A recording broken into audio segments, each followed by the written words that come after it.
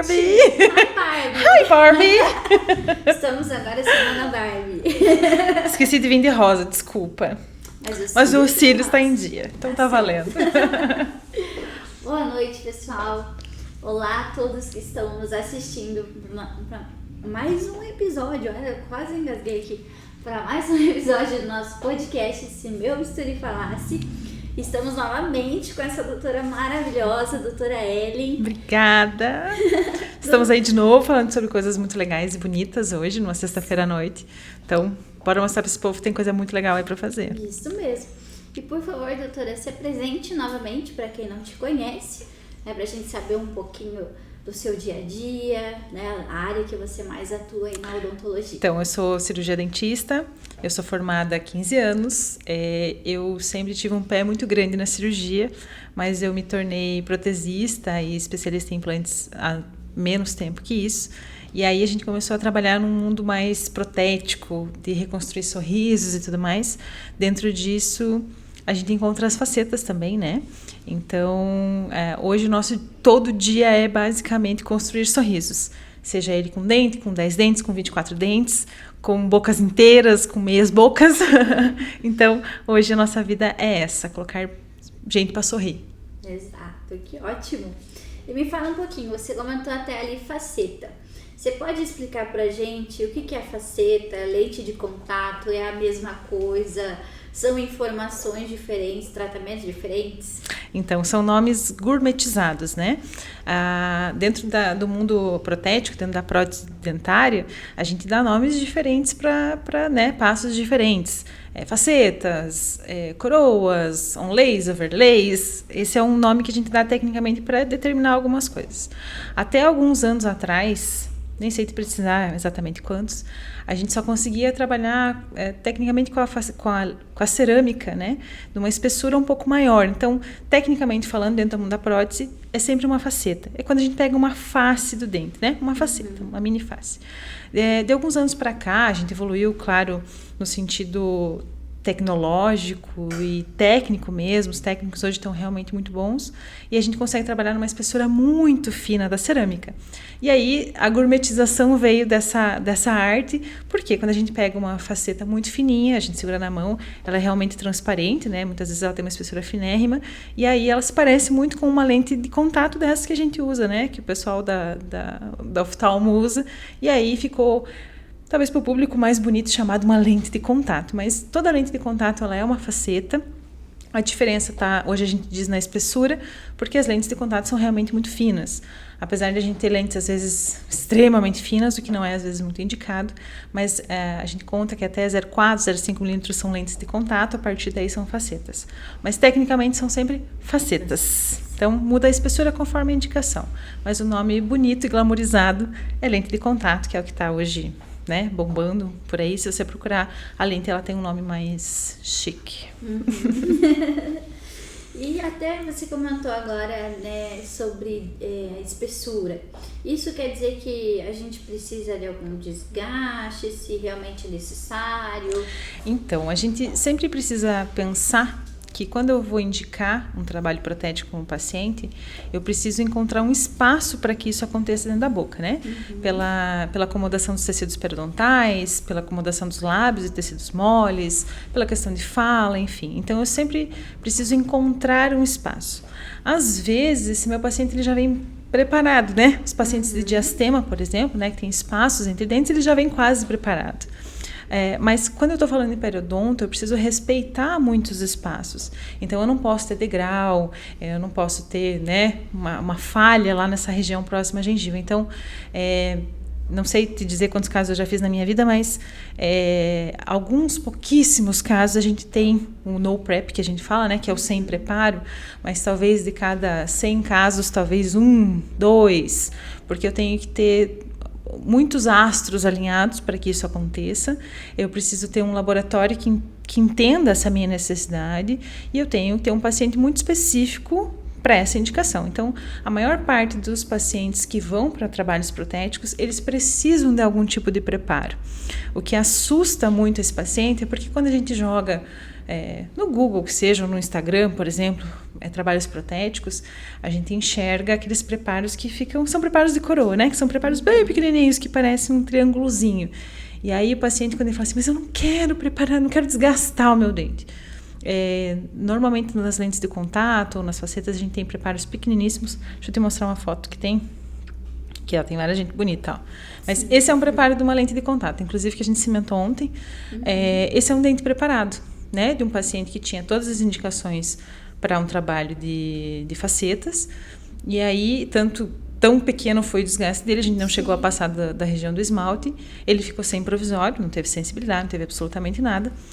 A minha imagem não está tão aumentada, mas a gente tem um preparozinho ali pertinho da gengiva, tanto que aqui eu machuquei a gengiva dele um pouquinho, para que eu tenha a acomodação dessas peças, né? Então, isso é um preparo de lentes, que é uma coisa pequeniníssima, a gente está falando de preparos de 0,2, 0,3 milímetros, é muito pequeno. Há alguns anos atrás, quando a gente está falando em coroas, por exemplo, em coroas eu tenho preparos de 1,5 milímetro em algumas regiões. Então eu estou falando em, né? Sim, quase nada. Então esse é um preparo de lentes, tá? Porque às vezes, quando a gente olha, a gente só vai enxergar, e aí, claro, que são dentes de tubarão, né? Então, hoje não é mais uma realidade. Enquanto ele é um preparo suficientemente invasivo, que é o que a gente chama, é o suficiente para eu conseguir acomodar uma peça protética ali. Então, são coisas pequeninérrimas, assim. Então, sem preparos, são pouquíssimos casos, são muito difíceis, e essa talvez seja a grande briga que está acontecendo agora dentro do mundo odontológico, com o nome das facetas, né? Mas a gente, via de regra, sempre precisa de alguma coisa para encaixar esse espaço, tá? Então, sem preparo é quase impossível. É como você comentou, né? Se a gente não faz esse desgaste mínimo, né? Igual nesse caso, a gente nem vê que tem um desgaste, é um dente que se você olhar... Se olhar o antes desse paciente, por exemplo, você vai achar que é quase a mesma coisa.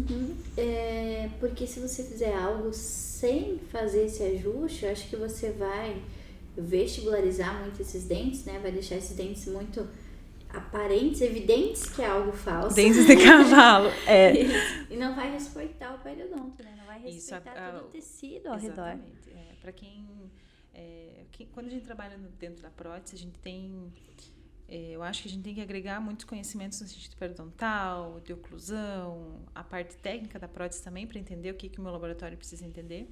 E muito do que está acontecendo, essa bagunça na cabeça, eu acho, das pessoas, é porque a gente também tem trabalhado com a resina de uma forma muito mais legal do que a gente trabalhou, né? Há alguns anos atrás, quando a gente tinha poucas indicações e tal, e não tinha a qualidade de resinas que a gente tem hoje. E aí, como todo bom brasileiro, a gente inventou um negócio, né? A gente não, eu também não faço isso, mas sem preparo, sem anestesia, em uma consulta. Então, eu sempre pergunto, assim, quando os pacientes falam, né, sobre isso, assim, por que não fazer? Eu falo, esse negócio de bom, bonito e gostoso é miojo, né? É a única coisa que a gente consegue fazer. Todo um trabalho dessa magnitude, ele vai durar por muitos anos. Eu não consigo fazer ele em algumas horas, né? Sim. E eu, honestamente, penso que quem trabalha, apesar de a gente ter muitos colegas que trabalham super bem com resina, são materiais muito diferentes, com indicações muito diferentes e que tem que ter um conhecimento gigantesco. Então, assim, ainda está numa briga bastante grande com as lentes de resina. Não são errados, acho que a resina está aí, funciona muito bem para muitas coisas. O mundo odontológico cresceu muito com a resina, mas chamar de lentes de resina ainda não é uma coisa muito legal. E aí esse povo não, os cursos de finais de semana acabaram trazendo uma região do sem preparo, sem anestesia, sem ninguém, e o que a gente está encontrando dentro dos consultórios são aberrações periodontais, porque a gente está com um paciente com sorrisos volumosíssimos, mais quadrados que a cara do máscara, o periodonto, né, a gengiva, que se você olhar ele sangra, e a pessoa investiu um tanto para aquilo. Claro, o paciente não tem às vezes dimensão desse investimento, então sempre vai existir um preparozinho, sempre tem que ter uma estratégia para isso acontecer. Então, isso é um preparo, para quem não se assusta, porque uma coroa é um preparo realmente menor. Então, aí está, bonitão ali, paciente sem provisório, sem ninguém. E funcionou super bem. Para evitar que o paciente tenha, né, uma gengiva, né, hiperplásica, sangrante. com riscos de cárie, mau abaixo, hálito. né? Esse paciente é muito engraçado, a gente trabalha com bocas, né? Sim. A gente aprende a sentir cheiros em boca, né? Às vezes o paciente tem vergonha de mostrar pra gente e tal. Então eu falo que a gente aprende a cheirar algumas coisas, né? Porque quem já abriu um canal contaminado sabe o cheiro que tem. Quem já pegou um procedimento cirúrgico contaminado sabe o cheiro que tem. Quando a gente pega isso, quando a gente pega um paciente periodontal, a gente tem um cheiro diferente, a gente conhece. E essas gingivites, essas inflamações gengivais, elas vêm assim. O paciente mesmo já vem reclamando, mas muitas vezes só da gente jogar um arzinho para dar uma conferida, assim, né? Fazer um exame clínico, a gente já vê que a coisa tá preta. E a gente muitas vezes vai sondar e vê que tem, não é um degrau, é uma rampa, né? Um negócio assim do outro mundo. Então, isso é um problemão ao longo prazo, porque a gente está hoje trabalhando com tratamentos estéticos em pacientes muito jovens. Sim. E aí, que fim isso vai ter? Né? Às vezes é um fim meio trágico, então tem que sempre pensar nessa possibilidade, tá? Tem que ter muito cuidado. Perfeito. Até você comentou que tem muitos jovens procurando, né? A estética está muito em alta. Eu até assisti um vídeo de brincadeira, assim, sobre, né, o filme da Barbie e tudo mais. E a mulher falava que o Ken, na vida real, seria um homem com a barba bem feita e com lentes de contato. Estilo Gustavo Lima. Estilo Gustavo Lima, exatamente. Ela falou. Tenho certeza. Com os dentes facetados, né? Com lentes de contato de porcelana. Com certeza, na perfeição, né? Exatamente. Esse é o grande medo quando muitos pacientes já têm uma queixa de, assim, alguma coisa não está agradando. E muitas vezes eles já passaram por clareamentos, já passaram por alguma coisinha assim, mas não chegou naquilo que eles queriam. E aí, quando a gente entende isso dentro da avaliação clínica e tudo mais, que a gente indica para esse paciente que seria uma boa opção, a maior parte, eu acho, principalmente dos que têm mais idade, os jovens já estão numa outra vibe. Mas a galera fala assim, eu não quero que fique muito branco, eu não quero ficar com cara de boneca, sim, né? E a Barbie com certeza tem lentes de contato, isso é um fato. Mas esse padrão muito branco, muito quadrado, sim, muito boneca, não rola, né? Não, tá muito fora da dimensão da naturalidade. É trazer a estética com naturalidade, né? O que tá voltando muito, a gente vê até pela própria harmonização facial, né? Que tem muitos famosos, muitos pacientes que estão, às vezes, preenche demais, né? E estão querendo voltar atrás.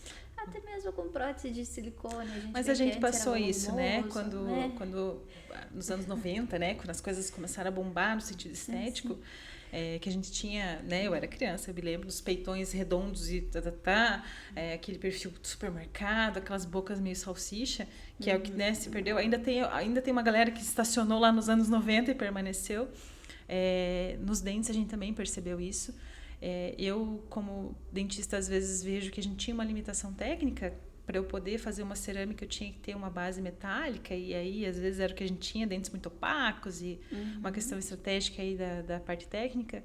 Mas hoje, eu acho que é inadmissível a gente fazer próteses feias, sim, porque nesse mundo que está aí, a parte estética é esfregada na nossa cara, né? Seja no celular, seja na televisão. A gente está muito bombardeado pelo que é bonito, e essa comparação, ela é muito evidente, não tem como não ter. Então, a naturalidade, ela traz uma beleza muito sutil, né? Exato. A brincadeira que a gente faz para todos os pacientes da prótese é assim, o bonito é quem não te conhecia, ou às vezes até quem conhecia antes, te olhar e falar assim, você tá mais bonita.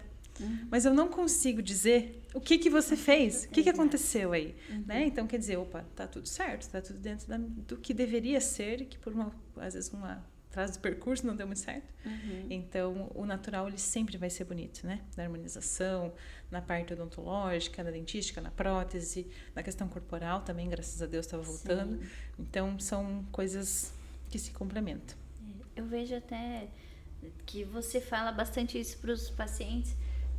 Quando os pacientes chegam na cadeira, né, eu vejo você atendendo eles, e você fala bastante assim, não vai ser um dente redondinho, quadradinho, vai ser o dente que combina com a sua face, né?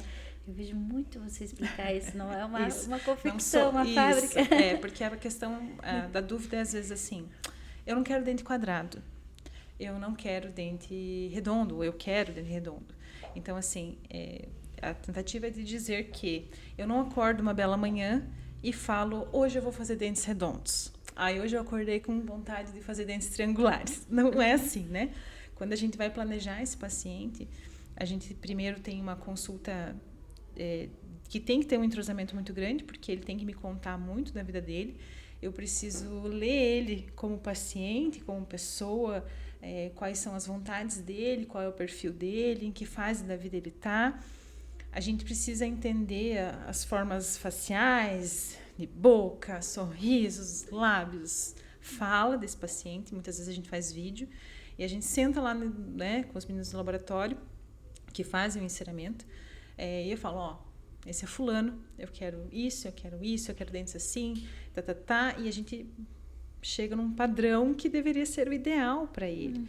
Então, tem pacientes que têm dentes mais quadrados, e nessa hora eu, às vezes, muitas vezes ainda, eu falo assim, olha, a partir de agora, o que você achar bonito, você me mostra, porque gosto, né? Cada um tem o seu. Sim. Então, assim, me mande fotos de sorrisos que você acha bonito, porque nessa hora você pode também dizer um pouquinho daquilo que você gosta.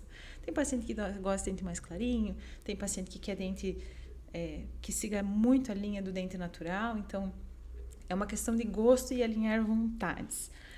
Mas via de regra é isso, não é a gente que determina, né? Assim como um lábio na harmonização, né? Não acordei hoje querendo fazer 10 ml em cada rosto. Não sou eu quem determina.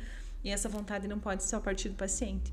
Porque se eu for dizer para o meu paciente assim, desenha para mim que dente você quer, acho que talvez 90% deles vão desenhar dentes extremamente brancos, quadrados. E a naturalidade não é essa.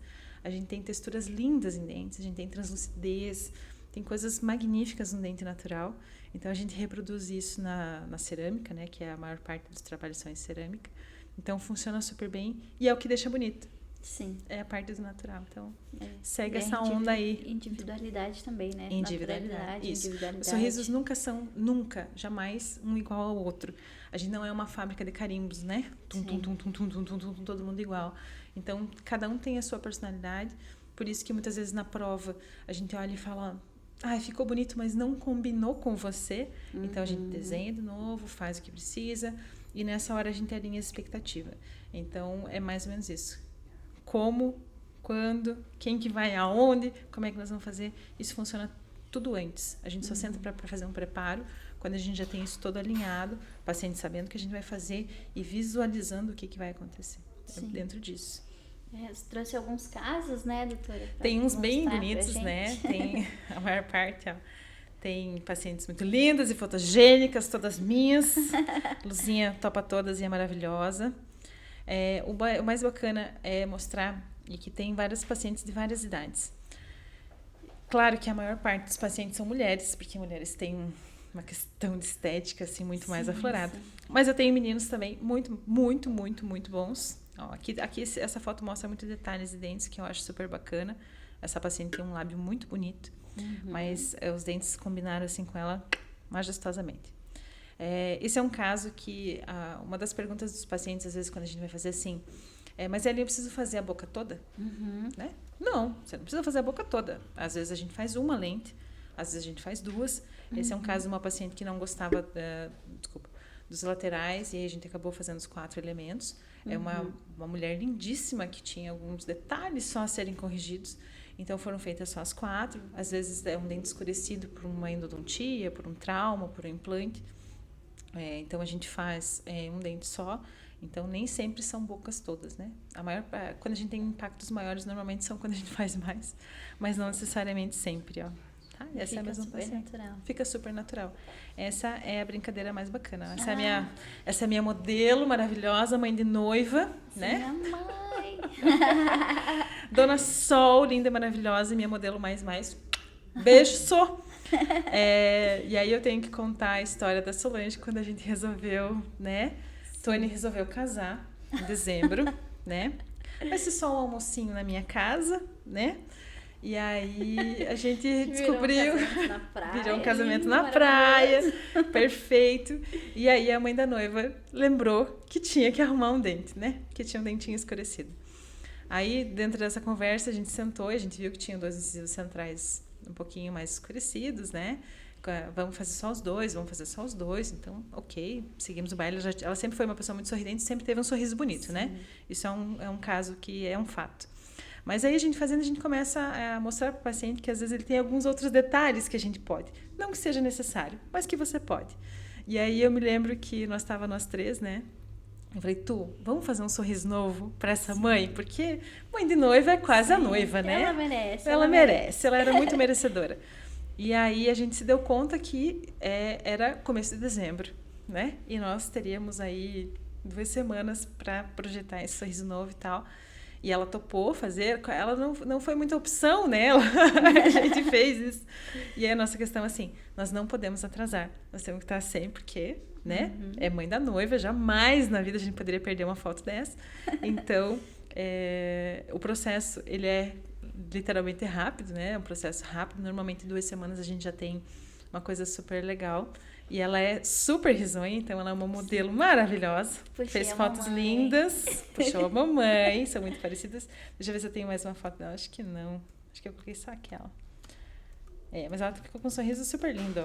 Ficou. Então, Dona Solange é minha modelo mais maravilhosa, está nas nossas redes sociais, porque ela é merecedora e ela foi parceiraça sempre. E uma das coisas que funcionou super bem, que funciona com o paciente, que a gente percebe isso, seja para um siso, seja para uma prótese, seja para tudo, é quando o paciente fala assim, eu confio em você, fale para mim o que você acha, desenhe em mim o que você acha que ficaria bacana.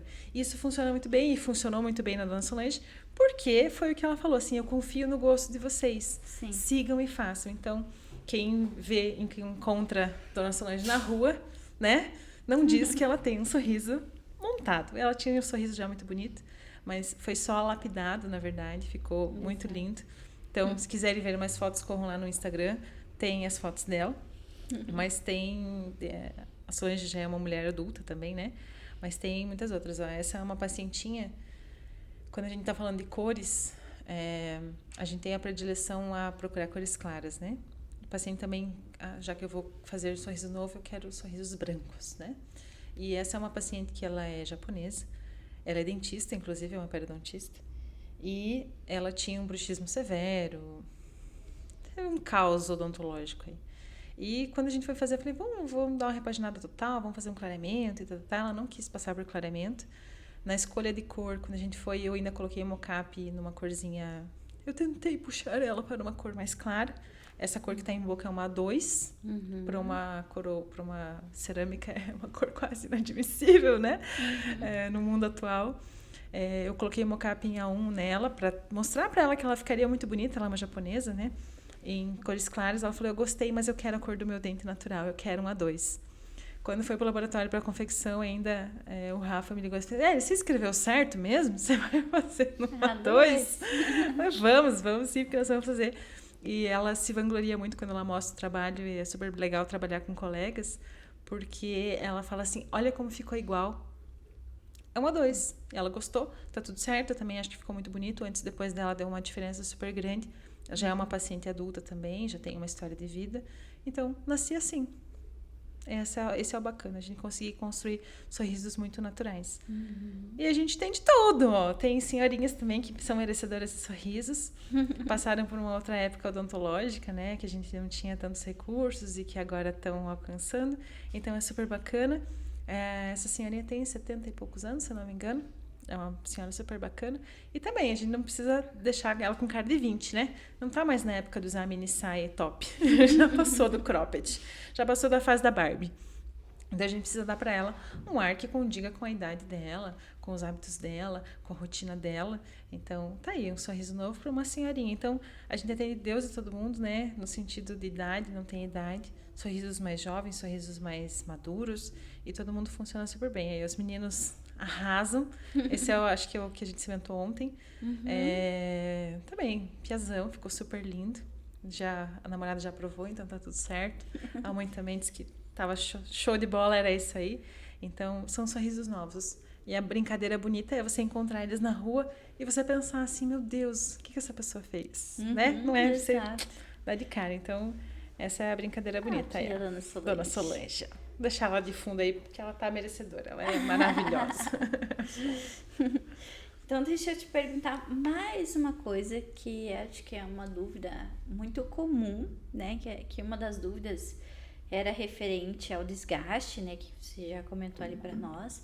Mas acho que o pessoal tem muita dúvida referente ao tempo de duração desse tratamento, se essas lentes, né? As facetas, elas mancham, como que é comparado a outros tratamentos? Então, a gente tem situações diferentes de um dente natural e de uma porcelana.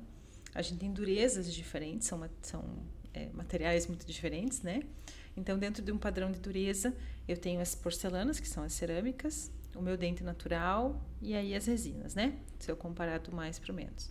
Então, quando eu estou falando em porcelana, uma comparação bacana que a gente faz com os pacientes, eu falo assim, quando você casa, você ganha jogos de pratos de porcelana. Se você naquele momento ganhasse um jogo de prato de porcelana e um de resina e usasse eles durante os dias, né, ao longo da vida, você ia perceber que a sua porcelana nas bodas de 50 anos ou de 25 ainda estariam iguais, às vezes um pouquinho desgastadas e tal. Os pratos de resina talvez não chegassem aos 10 anos, né? Quase certeza não chegariam. Porque a minha resina, ela risca, A porcelana não. Ela tem uma característica, né, de polimento, de dureza e tal. Então, a brincadeira que eu faço assim, você pode tomar o vinho que você quiser, os seus beiços vão ficar roxos, a sua língua vai ficar roxa com certeza. As minhas facetas não vão. Elas não vão manchar. Nem com vinho, nem com café, nem com ketchup, mas a gente tem um manchamento dentário, mas às vezes pelo lado de dentro, que é onde a gente não tem, né, que são dentes naturais, os dentes naturais podem ser manchados, então a gente precisa fazer uma manutenção disso. Mas o dente especificamente, a região que é em porcelana, não vai se manchar. E em relação a tempo, ele é muito relativo, né? Eu sei que quando eu estou tratando um paciente super jovem, 18, 19, 20 anos, eu tenho uma durabilidade menor, porque ele está numa fase ainda da vida que ele está se transformando, né? Ele está envelhecendo, esse envelhecimento ele é mais pontual nessa fase da vida. Quando eu estou tratando um paciente que ele já está na fase adulta, que ele já passou dessas mudanças de corpo, a tendência é que eu tenha uma durabilidade maior. Então, a gente fala assim que uma porcelana deve durar, em dentes assim, talvez 20 anos, depende do cuidado desse paciente. E aí a brincadeira é assim, então quando der completar 20 anos vai cair tudo.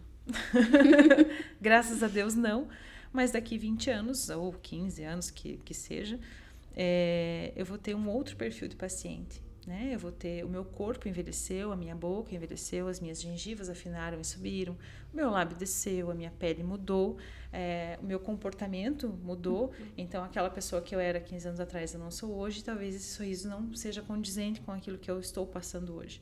Então, passa. Mas tem alguns casos que passam disso até. Então, vai muito do momento lá. Envelheceu, tá tudo certo, não tem problemas técnicos, né? Não tem infiltração, não tive nada, não quebrei nada, tá tudo certo, segue-se o baile.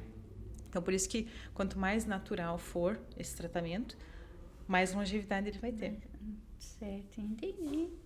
E referente, assim, a consulta, são várias consultas que o paciente precisa realizar para chegar ao resultado final? Como que é? Como é que funciona? Como funciona?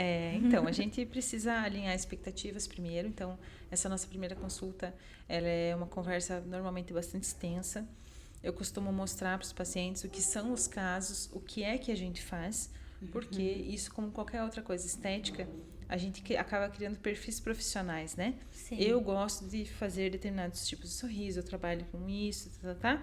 Às vezes tem outros pacientes, outros colegas que trabalham com outros tipos, porque tem aquele paciente que gosta de dente mais branco ou mais, né, quadrado, são coisas de gosto.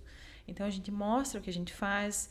Esse paciente normalmente já vem indicado por algum colega ou porque viu a gente em algum lugar ou algum trabalho que a gente fez. Então, a gente alinha isso, conversa sobre as indicações, se realmente ele é um paciente que precisa, o que quer, o que pode, o que vai fazer uma faceta. A gente conversa muito sobre a questão das parafunções. Hoje a gente tem muitos pacientes com bruxismo, então onde é que isso se encaixa, como que a gente trata isso antes, depois, como é que ele vai ser. Então, normalmente a nossa primeira consulta é uma conversa bastante extensa sobre isso e a solicitação de alguns exames, porque a gente precisa fazer um exame clínico bem minucioso. Quando esse meu paciente vem, a gente já tem um pré-projeto, digamos assim, né? Então, a gente já tem um desenho de como isso ficaria. a gente faz a prova disso em boca, faz algumas fotos para ele ver se era o que ele queria, se era o que ele estava esperando, para a gente, como a parte profissional, entender se está funcionando isso que a gente, né, projetou, se não está falando assoprado, se esse lábio não ficou, né, bicudo, se não ficou Ronaldinho, para ele entender e para a gente dizer assim, isso aí mesmo, era isso que a gente queria. Fechou o caixa. Então agora a gente vai sentar, vai preparar isso e aí vai para a questão laboratório da parte técnica mesmo, né, vai para o laboratório e tal. Então normalmente em 3 ou 4 consultas a gente finaliza. Depende do tempo, depende da minha pressa para esse tratamento, né? Então, às vezes, a gente pega noivos de última hora que precisam fazer tratamentos mais rápidos e a gente consegue. Alguns pacientes que vêm de fora, a gente acaba tendo essa semana clínica, então a gente acaba fazendo consultas online para conseguir direcionar isso, para quando vem para o Brasil já conseguir, porque o Brasil ainda é um ponto bem legal nesse sentido odontológico.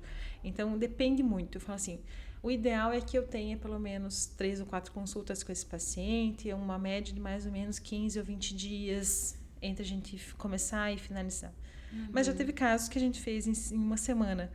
Então, vai muito do que a gente está procurando e que os astros se alinhem e dê certo. Então, via de regra, um tratamento rápido, em vista de outros tratamentos de reabilitação, por exemplo. As reabilitações estéticas são muito mais rápidas, não envolvem normalmente nada cirúrgico, né? Então, quando a gente tem cirurgias, gengivoplastia, alguma extração, alguma coisa nesse sentido, acaba demorando um pouco mais.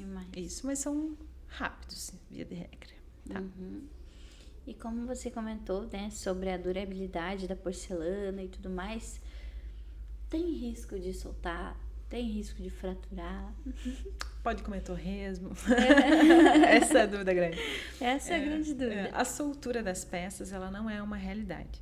Ela não é uma coisa que aconteça com frequência. É muito difícil a gente ter soltura das peças. Hoje as cimentações, a questão de adesivos e tudo mais, na odontologia está muito grande, muito boa, né? A gente evoluiu muito no sentido de adesão. Então, a soltura ela não é um problema. A quebra, ela pode acontecer quando eu tenho, não sei se a palavra é imprevisto, mas quando às vezes esse paciente não foi diagnosticado antes com uma parafunção, por exemplo, ou ele não contou, né? Porque às vezes o medo que a gente não faça determinadas coisas, às vezes faz eles ocultarem algumas informações. Então, quando a gente começa a ter um paciente que quebra algum trabalho, ou que tem história de fraturas, né? A gente já começa a desconfiar de algumas coisas. Mas o normal não é quebrar, o normal não é soltar, não existe uma restrição, você não pode comer isso, você não pode comer aquilo, a gente normalmente não restringe. O que eu falo é, você está comprando a sua Ferrari, você vai colocá ela no mato? Eu não colocaria, né? Principalmente porque quem está fazendo tratamento assim, normalmente é quem banca ele, né? São pessoas adultas já e sabem o custo daquilo. Então, se você comprou um tratamento maravilhoso, você vai colocar ele assim na berlinda? Né? Então, não tem restrição, mas alguns cuidados às vezes são interessantes. Mas a soltura, a quebra, ela não é uma realidade. Então, normalmente quando a gente vai para um tratamento assim, se meu paciente já está estável, já está tratado das parafunções, então a gente a cereja do bolo é a parte estética, né? Então, isso não é uma coisa que normalmente incomoda os pacientes de faceta. E ele precisa ter algum cuidado, algum dispositivo no pós-tratamento para fazer proteção? Sempre. Hoje, até o paciente que fala que ele não tem uma parafunção, a gente normalmente percebe que tem. É difícil a gente encontrar paciente que não tem um desgaste, que não tem retrações, que não tenha, no sentido muscular, alguma diferença. Que não tem estresse. Depois da pandemia, a coisa desandou num grau assim absurdo. Acho que a gente nunca tratou tantos pacientes com disfunções como a gente tem tratado. Então, para eu dormir tranquila no meu travesseiro, todos os meus pacientes usam uma placa depois. É a garagem da sua Ferrari, né? Sim. E aí a gente vai percebendo que realmente muitos pacientes que às vezes a gente não tinha tantos indícios, a gente enxerga isso depois. Então, sempre, se você receber um diagnóstico de bruxismo ou parafunção, antes de qualquer tratamento estético, você sempre vai né? Você vai precisar de algum dispositivo ou de algum tratamento para isso. Então, depois do tratamento que normalmente é bonito, assim, a gente gosta de guardar ele com amor e carinho. Então, a gente sempre usa uma plaquinha de proteção, principalmente à noite, é super bacana. Então, é válido. Maravilha. E agora uma pergunta, assim, também referente ao cuidado pós. Creme dental, tem que mudar creme dental? Tem que ter algum cuidado com creme dental para não riscar? O que faz depois que faz? Isso. O dia depois da manhã. Eu costumo dizer que os pacientes de porcelana, eles são pacientes que me esquecem. Eles não lembram de mim. São aqueles pacientes que eu tenho que, toda vez que precisa fazer o retorno, eu preciso insistir muitas vezes. Olha, tá na hora de a gente fazer a limpeza. Por quê? O que a gente vai fazer depois disso? A gente precisa manter. Então, a maior parte dos retornos são para fazer manutenção de limpeza, profilaxia. Eu tenho que lembrar que onde eu tenho uma porcelana, eu tenho uma linha de união entre dente e porcelana. Então, eu preciso cuidar. Escovas macias, uma pasta que não seja abrasiva, o cuidado com o fio dental, usar um fio, não uma fita. As manutenções, né? A gente sempre indica a cada 6 meses que o paciente vem para esse consultório para a gente poder avaliar ele de novo, ver se está tudo certo. Alguns a gente vê uma vez por ano, porque alguns são de fora, então acaba vindo para fazer, mas a gente precisa encontrar ele em algum momento. Mas é tão bom, eu acho, porque a grande parte a gente tem que ficar insistindo. E é um sossego, porque realmente é isso, não mancha, não quebra, não solta, você está com o sorriso sempre bonitinho, você não fica dependente de clareamento, que muitas vezes é o chato da brincadeira, então você está sempre pronto. É uma maquiagem definitiva bem legal. Então, o cuidado é esse, manutenções preventivas, escova, pasta e fio, todos os dias, um bom cuidado e fecha o caixa, é isso aí. Maravilha. Eu acho até que você tinha colocado uma foto de antes e depois. Não, acho que eu tirei. Não ficou. Tá. Só pra... não, eu não coloquei, só coloquei os depois. Normalmente é difícil eu mostrar os antes e depois, porque a gente tá tão bonito depois que eu não quero mais mostrar o antes. Tá certo. Isso. Porque o paciente fica feliz só de ver o depois. A gente gosta de ver o depois. Isso, sim. A gente não quer ver o antes. Mas ficou muito lindo. E é bacana, né, que não é necessário fazer todos os dentes. Não, muitas das reabilitações maiores, esse é um caso que foi feito uma boca toda, mas porque tinham outras intervenções para serem feitas. A grande parte dos tratamentos a gente envolve a região do sorriso. Então, lá quando a gente está fazendo esse diagnóstico, a gente faz algumas fotos, alguns vídeos desse paciente falando para entender até onde ele mostra. Um fato bacana a gente contar é que quem assistiu a Copa alguns anos atrás e viu o Firmino cantando o hino nacional, entendeu que faltou talvez um pouco de dinheiro para fazer o restante dos dentes para trás, porque ele tinha uma diferença de cores bastante grande das lentes dele para os dentes naturais, era uma diferença de cor bem grande, e que no sorrir ou no falar, ele acabava mostrando a parte de trás. Então, para evitar esse tipo de transtorno, a gente faz. Então, via de regra, a gente normalmente gira entre 8 e 10 elementos para casos de estética, só estética, né? Alguns casos são mais, porque às vezes eu tenho paciente que mostra até primeiro molar, então precisa realmente fechar esse caixa. Mas não são necessários fazer a boca toda. Tanto que às vezes tem um dente, 2 dentes. E segue o baile. Perfeito. Muito obrigada, doutora Ellie. Obrigada, eu que agradeço. Deixar esse povo bonito aí, ó, a mostra. Sim. E bora colocar dentes bonitos em jogo. E bacana que fica, né, com os detalhes dos dentes naturais, né? Eu tenho que dizer que quando a gente tá falando em questão técnica, né? E talvez seja esse é o grande calcanhar da odontologia dentro das resinas.